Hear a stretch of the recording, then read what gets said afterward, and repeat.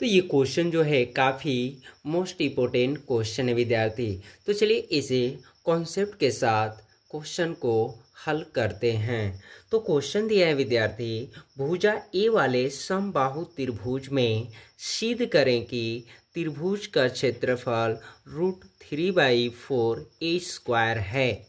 यानी समबाहु त्रिभुज। तो विद्यार्थी हम लोग को पता है कि समबाहु त्रिभुज का मतलब जिसकी तीनों भुजाएं आपस में बराबर हो। यानी सम बोले तो बराबर और बाहु मीन्स भुजा, यानी जिसकी भुजा आपस में बराबर हो। यानी त्रिभुज, त्रिभुज में कितने भुजाएं होते हैं? 3। तो चलिए विद्यार्थी सबसे पहले हम लोग त्रिभुज को बना लेते हैं। कौन से त्रिभुज? समबाहु त्रिभुज। तो तीनों भुजा आपस में क्या है? बराबर है। जिसकी भुजा किससे व्यक्त किया विद्यार्थी? ए से। क्लियर हो गई? जिसका नाम तो नहीं दिया है विद्यार्थी, तो सबसे पहले हम लोग ध्यान रखेंगे विद्यार्थी, हल में लिखेंगे माना समबाहु त्रिभुज क्या है? ए बी सी है। इतना तक क्लियर हो गया विद्यार्थी। अब ये चीज ध्यान में रखना है विद्यार्थी, जिसकी भुजा दिया है, जिसकी भुजा ए है, ठीक है। अब यहां पर ध्यान देना है कि त्रिभुज का क्षेत्रफल हमें ज्ञात करना है विद्यार्थी, त्रिभुज का क्षेत्रफल। तो एक चीज ध्यान रखना कि त्रिभुज का क्षेत्रफल आखिर होता क्या है, तभी तो हम लोग सिद्ध करेंगे। तो त्रिभुज का जो क्षेत्रफल होता है विद्यार्थी 1/2, यहाँ साइड में थोड़ा ध्यान रखना, 1/2 आधार गुणे ऊंचाई, ठीक है। तो सबसे पहले ध्यान देना है कि आधार तो है पर इसकी ऊंचाई नहीं है। तो इसमें हम लोग विद्यार्थी एक ऊंचाई का वैल्यू रख लेते हैं। तो यहाँ पे अभी त्रिभुज ABC हमने माना ABC, ठीक है। और इस बिंदु की ऊंचाई वैल्यू जो है D, ठीक है। तो लिखेंगे विद्यार्थी यहाँ पे सिद्ध करना है, सिद्ध करना है। क्या करना है? त्रिभुज यानी जो समबाहु त्रिभुज है, उस समबाहु त्रिभुज का क्षेत्रफल सिद्ध करना है √3/4 ए स्क्वायर है। तो लिखेंगे हम लोग विद्यार्थी, त्रिभुज तो मान लिए, तो लिखेंगे विद्यार्थी DC लंब जो है क्या है? AB। क्लियर हो गए? यानी ये मध्य बिंदु, यानी किसी के ऊपर यानी शीर्ष लंब आ जाए तो वो भुजा जो है, बड़ी जो भुजा यानी है, वो कितने भागों में बट गई हैं? 2, यानी आधा आधा। तो A है तो इसकी वैल्यू कितना हो जाएगी? A/2 और इसकी वैल्यू A/2। तो यहाँ पर थोड़ा सा समझ लेना है विद्यार्थी, ठीक है। AB जो वैल्यू आई है AD प्लस BD से, ठीक है। यानी AB की वैल्यू A है, यानी AD का मान A/2, BD का मान A/2। तो यहाँ 2 का यानी भिन्न का जोड़ है विद्यार्थी। तो इसको देखिए, ऐड करिए, प्रूव्ड करिए कि वास्तव में इसकी वैल्यू आधार है कि नहीं। देखिए आ गए, यानी इसके वैल्यू जो है आधा आधा है, ठीक है। तो A/2, इसकी वैल्यू A/2। चलिए क्लियर हो गया।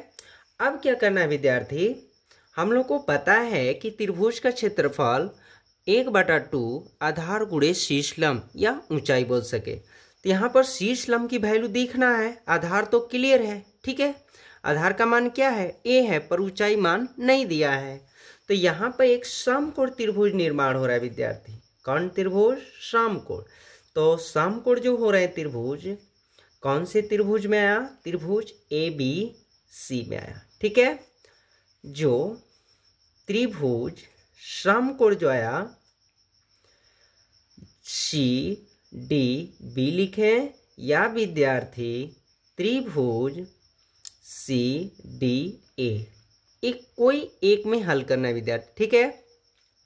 तो लिखेंगे हम लोग विद्यार्थी, कभी भी समकोण आता है तो उसे कौन से सूत्र पर दर्शाया जाता है विद्यार्थी? पाइथागोरस प्रमेय द्वारा, ठीक है। यानी कर्ण स्क्वायर। अब यहाँ पे ऊंचाई का मान नहीं दिया, इसलिए ऊंचाई हमें निकालना है। तो ऊंचाई किस पर निकलेगा? पाइथागोरस प्रमेय द्वारा। यानी कर्ण स्क्वायर बराबर लंब स्क्वायर, यहाँ लंब क्या है CD और आधार जो है इस त्रिभुज की AD। ठीक है, तो हमने यहाँ पे त्रिभुज जो लिया है CDA। ठीक है, ये ध्यान रखना। तो इसकी वैल्यू A हो गई, CD की वैल्यू नहीं है और AD की वैल्यू A/2। ठीक है, चलिए यहाँ हो गए। तो A का वर्ग करिए A स्क्वायर और ये हो गए CD और ये हो गए A स्क्वायर और 2 दूना 4। चलिए विद्यार्थी, पक्ष का क्या करेंगे, पक्षांतर, प्लस है तो माइनस। चलिए इतना कर लिए विद्यार्थी। और यहाँ पर देखिए जगह नहीं है तो हम यहाँ बना लेते हैं, लेकिन आप लोग विद्यार्थी नीचे ही बनाना है। तो यहाँ पर देखिए भिन्न का घटाव हो गया विद्यार्थी, 4A स्क्वायर, 6 स्क्वायर हो गई। तो ये हो गया विद्यार्थी 3A स्क्वायर बाई 4।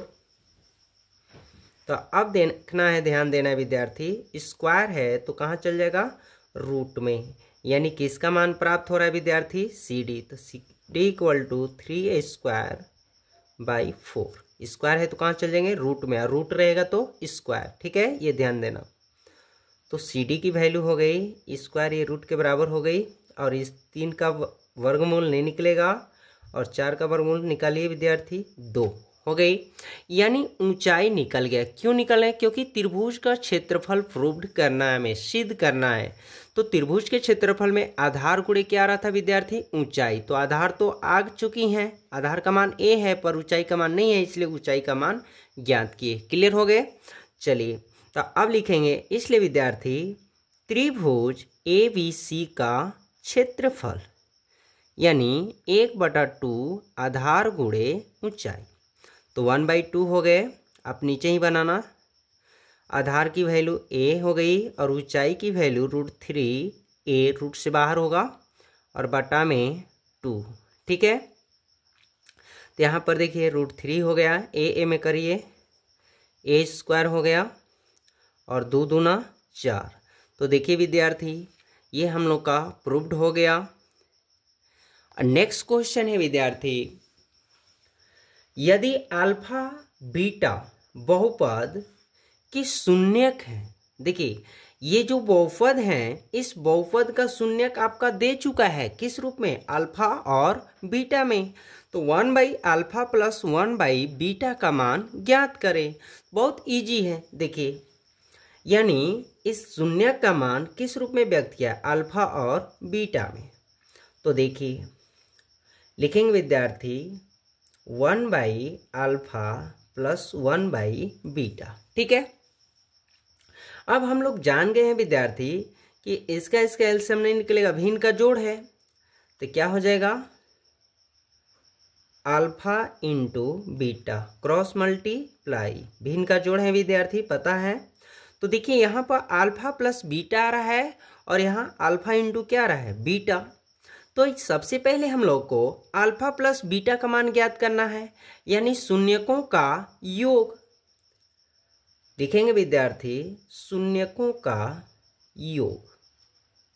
ठीक है, यहाँ समझने के लिए हम थोड़ा सा शो कर दिए हैं विद्यार्थी, ये चीज को ध्यान रखना है। तो शून्यकों का योग जो होता है अल्फा + बीटा, यानी -b/a, यानी b का वैल्यू देखिए, a की वैल्यू घात 2 से होती है, b की वैल्यू घात 1 और c की वैल्यू संख्या। ऐसा हम क्वेश्चन एक बार बना चुके हैं वीडियो में विद्यार्थी, वो देख लेना पुनः। ठीक है, तो यहाँ पर b का मान देखिए -11। ठीक है, थोड़ा सा इसको बड़ा कर लो समझने के लिए, और a का मान 2। चलिए अल्फा + बीटा माइनस गुणा हुआ प्लस, यानी 11/2 आ गया विद्यार्थी। चलिए अब थोड़ा सा ध्यान देना है विद्यार्थी। अब देखिए अल्फा × बीटा यानी शून्यकों का गुणनफल। तो शून्यकों का गुणनफल जो होगा विद्यार्थी अल्फा × बीटा यानी = c/a। तो अल्फा × बीटा का मान ज्ञात करिए। तो c की वैल्यू 15 और a की वैल्यू 2। तो देखिए यहाँ पे ये चीज हो चुका है विद्यार्थी, तो इन्हें पुनः आप घेर लेना है समझने के लिए, थोड़ा सा हमने आपको दिखाया है यहाँ पर। ठीक है, अब यहाँ पर विद्यार्थी हल कर लेते हैं। तो हमें ज्ञात करना था 1/α और 1/β। तो वही चीज़ थोड़ा सा आपको नीचे कर लेना है इसके। तो अल्फा इंटू बीटा इसका मान होगा, भिन्न का जोड़ है विद्यार्थी, ये चीज़ को ध्यान देना है, ठीक है। तो अब देखिए क्रॉस मल्टीप्लाई वही चीज़ करने हैं, यानी अल्फा प्लस बीटा का मान जो है 11/2 और बटा हो गए विद्यार्थी अल्फा इंटू बीटा का मान 15/2। यहाँ तक क्लियर हो गए। इसके आगे देखिए 1 2 3 बाटा है, तो मेन बाटा जो है यानी दूसरा जो बाटाएंगे वहाँ गुणा का चिन्ह कर लेना है और ये अंक को उलट कर देना है, यानी उल्टा कर देना है। देखिए कट गए विद्यार्थी, यानी 11/15 जो है 1/α प्लस 1/β का मान आ गया।